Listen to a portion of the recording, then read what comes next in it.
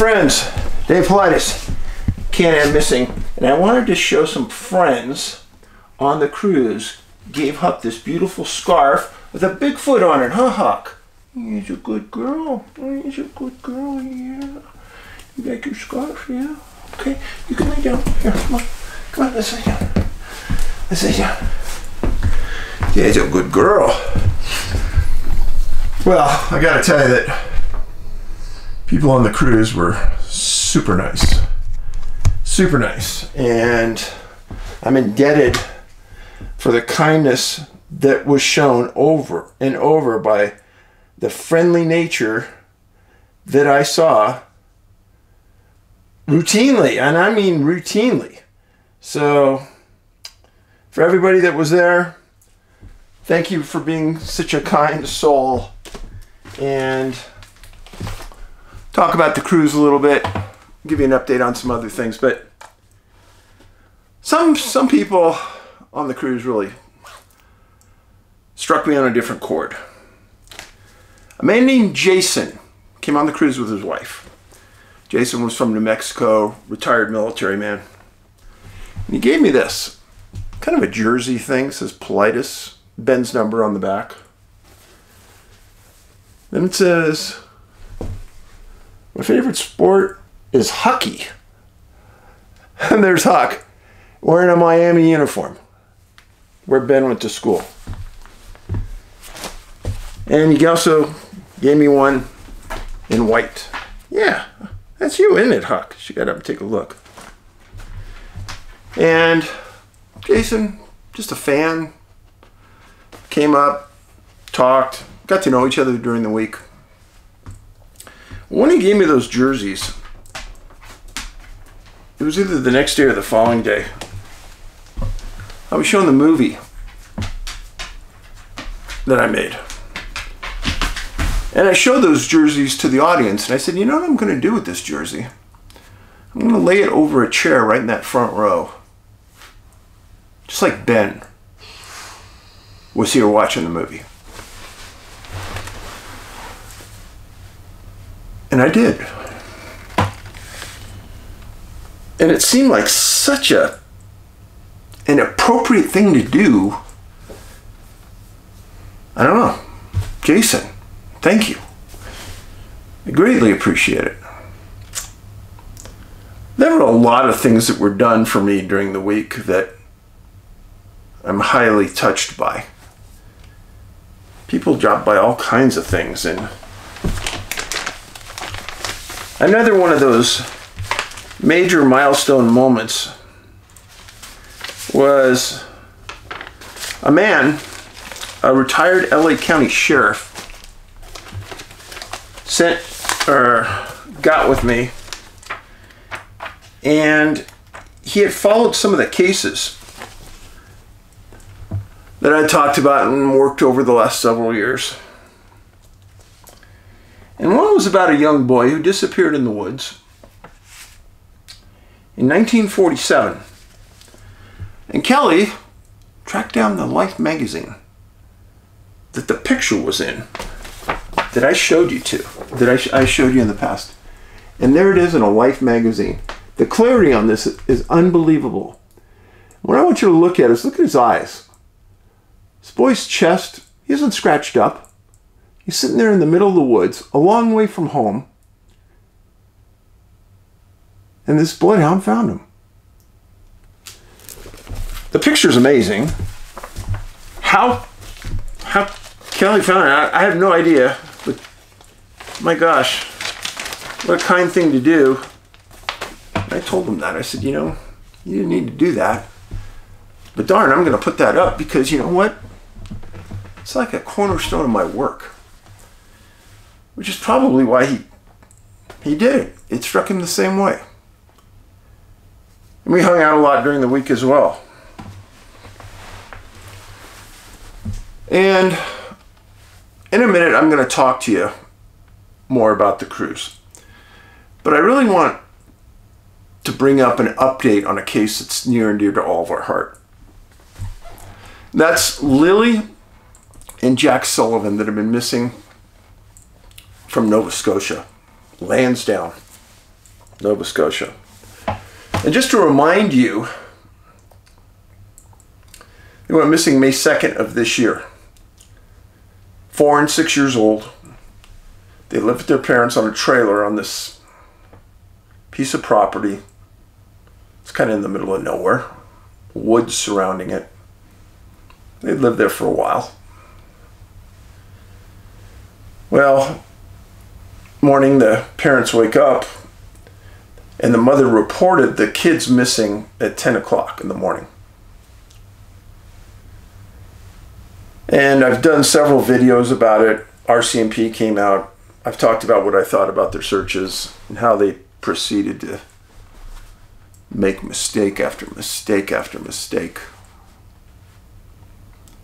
Kids hadn't been found. In late September of this year, they brought in specialized cadaver dogs to work the same area where searchers had gone through. Now, smart thing to do. You've got a big mountain and lots of trees and allowance of downfall. Bringing in the dogs to work that area again is smart, especially if the kids have died. Cadaver dogs should be able to pick up scent from a couple miles away, no problem. They didn't pick up anything. And then, just to show how good-natured our world is, which it is if you look, November 15th of this year, a private search by 30 searchers from a nonprofit called Bring Me Home out of Ontario. They got together, brought some searchers in, and they decided to concentrate on the water, rivers, creeks, streams in the area, because they kind of thought that maybe the kids fell into one of those. Well, they went out and they searched for 12 hours one day. And they did find a black t-shirt with a blue design that was a child's t-shirt right out in the middle of nowhere. They eventually showed it to the mom and she didn't recognize it, but this goes to show how thorough these searchers are. And then probably the weirdest find of any search by any group was a search group found a geocaching unit. Now, we've talked about this before. Geocaching is almost like a sport. You use a GPS, you put in the coordinates of the geocache unit, which you can find online. There's websites for them. And then you hunt with your GPS for where it's located. They're usually under, you don't have to usually dig for them. They're under a rock, behind a tree, in the bushes, etc. They might be in an ammo canister, in an old coffee jar. Everything works. Well, this one search unit finds a geocache unit. And the geocache unit inside usually has some trinkets worth 4 or 5 cents each. It's not the value of the trinket, it's the search. That's the important part. And usually inside there's some kind of logbook and a pencil. So you can write down your name, you were there, the date and the time, and maybe the unwritten rule is when you take something, you leave something. So you usually walk around with a pocket of trinkets yourself. Unbelievably, the search team found a geocaching unit with a note in the logbook of May 3rd, 2014. Remember, the kids disappeared May 2nd, 2025. So 11 years almost to the date earlier, their stepfather, Daniel Martel, was in that geocache unit. What that tells me is Daniel knew that area just like you know your backyard. And he was in there. He obviously wrote something down in his name. It later came out that he and his family had been in that area for decades. So it wasn't unusual for him to be back there. But again, it goes to show that he knew that area super well. Searchers also found a blue blanket and a child's bicycle that were never ID'd as belonging to the kids. Okay, I get that.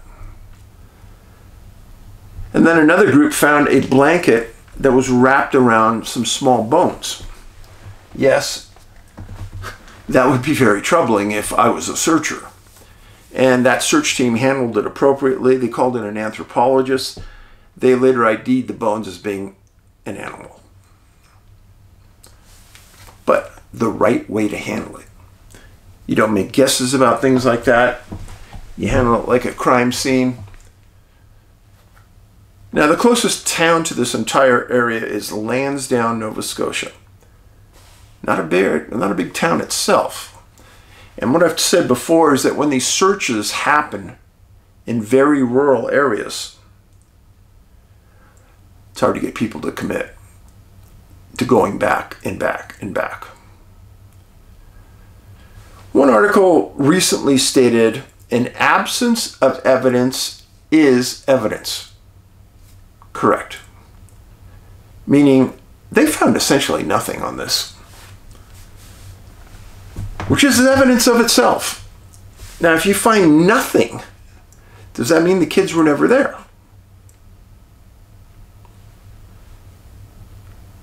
Now, cadaver dogs have been in and through that area many, many, many times, never picking up a scent. So what are the choices? Choice number one, the kids were abducted by a stranger. Okay, possible. Option two, the parents are involved in concealment of the kids, alive or dead. And number three is the kids walked into oblivion. That could mean a lot of things, but they determined their own destiny, essentially. After doing this for as many years as I have, I find it very difficult to think that those kids are there. But I'm also a realist to know that many times remains can be found right in the area that was searched dozens of times. Is that going to be one of these instances? I really don't know. But as I've stated in the past videos I've made on this, the RCMP made so many mistakes, gave the people involved too many options, too much time, too much leniency, and they weren't proactive enough looking into other options besides just straight missing. Lots of times when kids go missing, there's a detective team that you never even see that's talking to neighbors, other relatives of the people who lost the child. They're doing a complete workup on the area, the parents, and the background of the family. And you have to do this.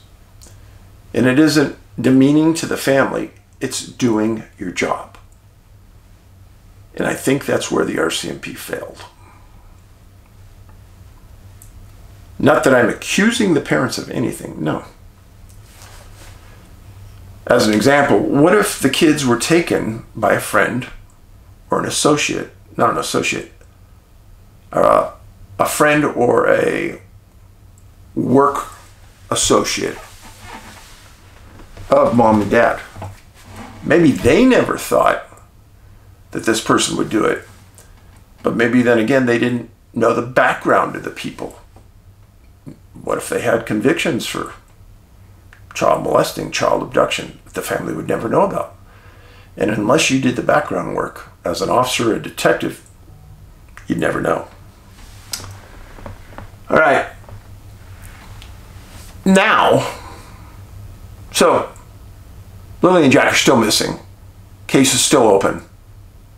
It may never be solved. I have no idea. But we're going to go over, and I just got back from the cruise. And that was the Bigfoot Caribbean cruise. And I'm going to talk to you about it.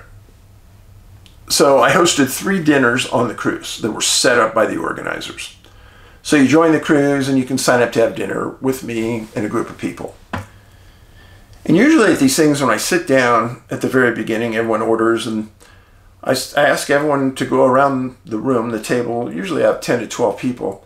Everyone goes around and introduces themselves, where you're from, what you do, where's your interest, what you're here for, etc. And it kind of breaks down all the barriers, and people quickly get to know each other. It works well. And the people here, the nicest. Some of the funniest people you could ever imagine. Each dinner was unique. I also had several excursions where people could sign up, spend the day. It was me, Dr. Meldrum, Dr. Mayor, RPG, and between the 4 of us, we had that Bigfoot cruise pretty well locked in. And as you know, Dr. Meldrum passed away recently from a brain tumor that was quick. And the organizers had to decide what they're going to do. And out of the blue, Russell Acord from Expedition Bigfoot proactively contacted the organizers, and he volunteered to take Jeff's position. Honorable thing to do. He said that in lieu of Jeff's things that he was doing, he would teach ballroom dancing to a group of people on the ship, and then also make a presentation on the Patterson-Gimlin footage. Okay. So what people were allowed to do was cancel from going on Jeff's outings and sign up for Russell's events, which was a good move by the organizers because it gave them other opportunities for people to spend their time. You see, when you're on that ship and you're at sea for 2-3 days, at least in my opinion, there's not a lot of great things to do other than sitting around and getting sunburned. So having presentations, movies, etc., people had a lot of things, a lot of good options. Well, let me tell you a little bit about the cruise organizers. It's called Gather Up Events. I've worked for them for probably 5 years or more at some of the biggest conferences in the United States related to Bigfoot. And I've been on 2 past cruises with them. I don't say this about a lot of people, but they're impeccable individuals. I've had dealings with one of the owners about several things unrelated to conferences and cruises that have gotten me to know him very well. He's an extremely honest person, and I've never known him to lie, and he had many opportunities to. And they will do anything to accommodate speakers, and I mean that. They also own a travel agency that can get you on flights that you may not be able to get onto or don't even know about. So the organizers before the event, when the FAA shut down certain portions of airspace at certain time, canceled flights, etc., they knew that there was going to be restrictions going in and out of Denver. They knew that there were going to be restrictions on the East Coast. And they asked me if I would come in early to ensure that I wouldn't miss the departure or my early events. And I said, for sure, I'll be there a day early. And with recent flight restrictions, we never knew if something was going to be canceled or not. But Marty had also told me that if I ever had a canceled flight, get a hold of him right away. He'd get it on his software for travel agency and get it fixed right away. And it was kind of the prudent thing to do. Be there early to make sure you're not going to miss out. And Dr. Mayer was in the same position as me.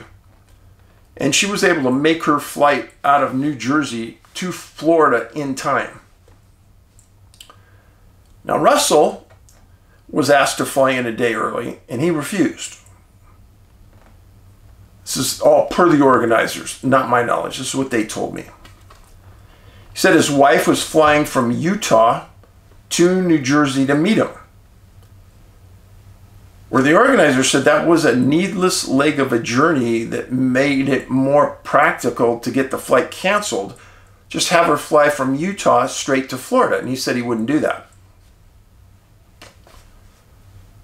Organizers said that they needed to have them in Miami in time for the cruise. Russell said he would leave the morning of the cruise and be there on time. Well, late the night before, Russell found out his flight was canceled. That's all he said. And Marty said, well, I can find you a new one, a new flight. He said, no, I'll figure it out, blah, blah, blah. Marty again went back to him, said, hey, I can find you a new flight. Nothing. Complete quiet. Never said he wasn't going to show up. They offered to book him on another flight. No response. This is all per the organizers. I don't know. Organizers told us that Russell never contacted them saying that the flight was, that he wasn't going to be on another flight, or that he was canceling on the cruise. And they also told him that there are flights out of other airports within an hour or two to drive. So if it was me, I would have taken a red eye if I had to make it. I don't miss conferences. I've never missed a conference. I mean, Teterboro and JFK were not that far away from where he was. And then if I would have, by a bizarre set of means, missed the flight and missed the conference, I guarantee I would have asked the conference heads to put me on a conference call, a Zoom call, where I could talk to them and explain, hey, how apologetic I am. I'm sorry that I put you in the position to sign up for something I was going to do, like the ballroom dancing, and I didn't make it. But I can guarantee there was no call, which is very odd. The organizers were forced to give refunds on several other things to the cruisers, which was the right thing to do.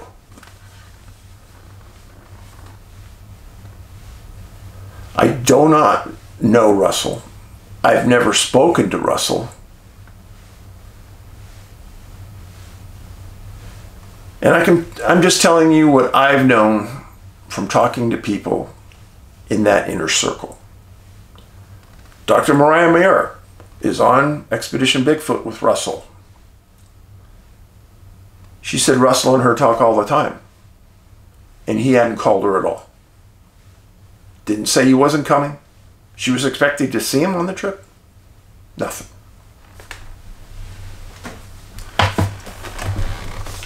Again, I don't like to see my friends taken advantage of. I don't like to see you put in a position of saying you want to do something with somebody and you can't do it because of their own mistakes. Yeah, I'm sorry, it was a mistake because just because his flight was canceled, he gave up. No, there were other flights that were available. You just had to get on your car and get moving. Now, you are the only reason we go on these cruises, go to these conferences, because you want to watch. Now, the ship we were on, at one point it was the 4th largest ship in the world. It's huge. I had 2 excursions.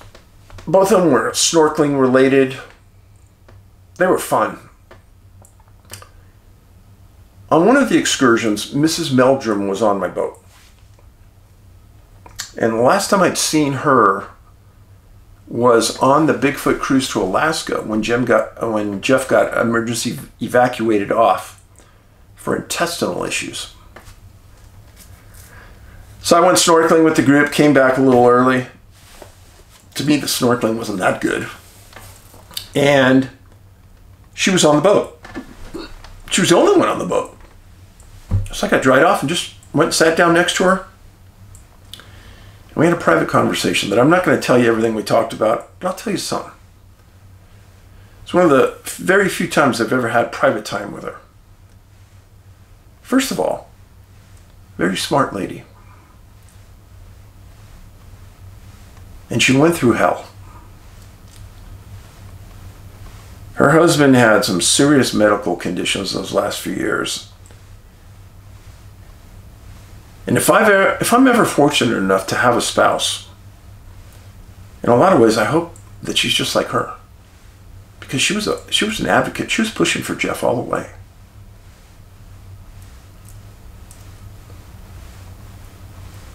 And it was finally explained to me that what Jeff died from had nothing to do with what happened to him on the ship. Ship was intestinal gut issues. And what took his life was a brain tumor, 2 of them. She said that he almost had no symptoms prior to being hospitalized. She said the onset was super quick. And they said right away that he had one large tumor and one small tumor in his brain. And it was highly aggressive and malignant. At the far end, if everything worked right, he might have a year to live. Otherwise, he may have days to live. Can you imagine that just a couple days earlier, nothing was wrong, and then boom, you have this?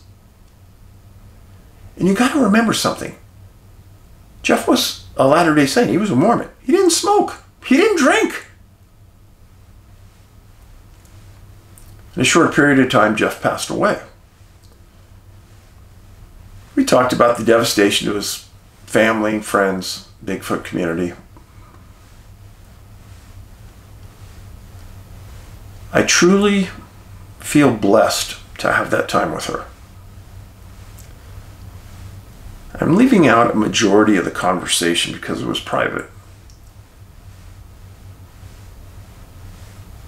But one of the things I explained to her was her perception of Jeff in the world as his wife is just different than mine, as being somebody that I was his opponent, that every conference put him up against me.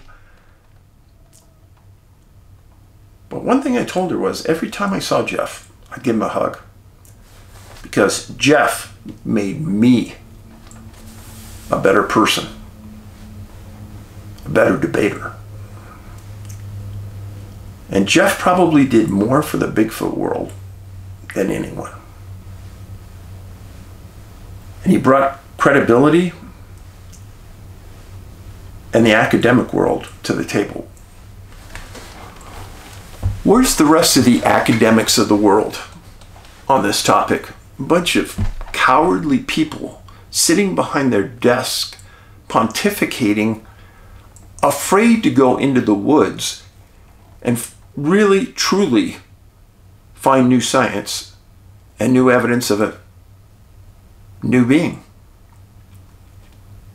Jeff wasn't afraid. He went right out there. So thanks, Mrs. Meldrum. You really made my day. And then there was another snorkeling trip. This one's pretty funny. It was on St. Martin. And they took us to a place called Pinal Island. Gorgeous and secluded. Truly gorgeous. Little island. Lots of friendly, interesting people. The island had a small restaurant. We walked off the ship into the water that was 80 degrees. It was like so nice. And the small restaurant that I walked up to, right adjacent to it, they had a lobster trap in the water. You can look at water crystal clear. Look down into this trap. The biggest lobster I've ever seen in my life. I'm not kidding you. It was at least that big. Bigger, probably. And then several smaller ones. And there were people in the restaurant eating there right on the edge of the water, eating lobster. So I go up there and talk to them. They said, oh yeah, you pick your lobster out, we weigh it, charge you by pound, and we'll barbecue it for you. No, I didn't do it. But I thought, wow, that's interesting. Talk about fresh lobster. But I just couldn't believe how big it was. And then I was with my friend, the LA County Sheriff, retired. He and I are kind of walking around the island together, both single guys. And we walked around, and right around behind some trees, we're just kind of walking by ourselves. Walk up to a 7-foot tall Bigfoot statue. What? We couldn't believe it. Just like the Bigfoot statues you see at home. Exactly. Yeah, you know, like they're pre-made, probably some kind of porcelain or something, but 7 feet tall. It was Bigfoot on this island. You talk about out of place. We both looked at each other. What's it doing here? So we go back to the boat, and what it was a large speedboat that took us to these various places. And we asked the captain, hey, what's going on with the Bigfoot? He goes, what's Bigfoot? He goes, I don't even know what it is. I don't even know why it's here. Oh, what can I say? I still have no idea who or why put it there. So a little review of the ship. Honest review. So I had 3 specialty dinners where people paid to have dinner with me. That's all set up by the organizers of the Bigfoot event. One of the times I ate at Jamie's restaurant, an Italian restaurant on the ship, and I ordered chicken parm. So a normal sized plate of food, the whole plate was chicken parm. Like 2 or 3 pieces of the largest chicken parm I've ever seen. I couldn't finish it. Food was good. The last night we ate at like a steak and lobster house. And yes, since I haven't had lobster in at least 2 years, I said I'm going to order the lobster as part of the meal. And I gotta say, and I told everyone there that asked, that was the best lobster I've ever had in my life. And I want to thank each person who was at those meals. And I'm very blessed to have met many special people at those dinners. And I mean that from the bottom of my heart. Very blessed.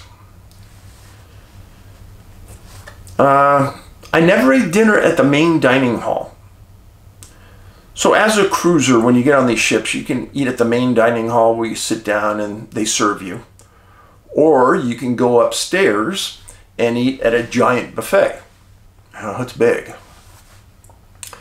So because I was eating so many served meals at these specialty dinners, excuse me, I would just go upstairs, eat at the buffet. Kind of what I would say about the buffet, each night there's a primary theme: fish, chicken, beef. Staples every night: hamburgers, hot dogs. And then they have an entire bar of desserts. And we're not talking all pre-made you can buy in a supermarket. No. These are over the top good. They had puddings, cakes, pies, cookies, and like way over the top specialty desserts. They were just very good. Overall, I say this cruise was the best of the 3 I've been on with Gather Up events. I personally told this to Marty, the owner, and Nikki, the owner. They did a great job. Considering losing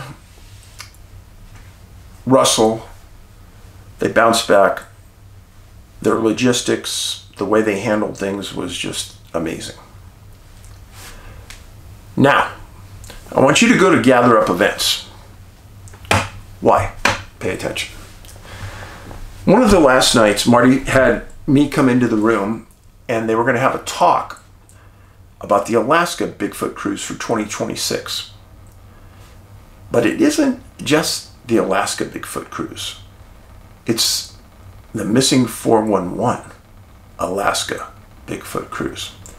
They're going to have 3 speakers about Bigfoot, 3 speakers about Missing 411.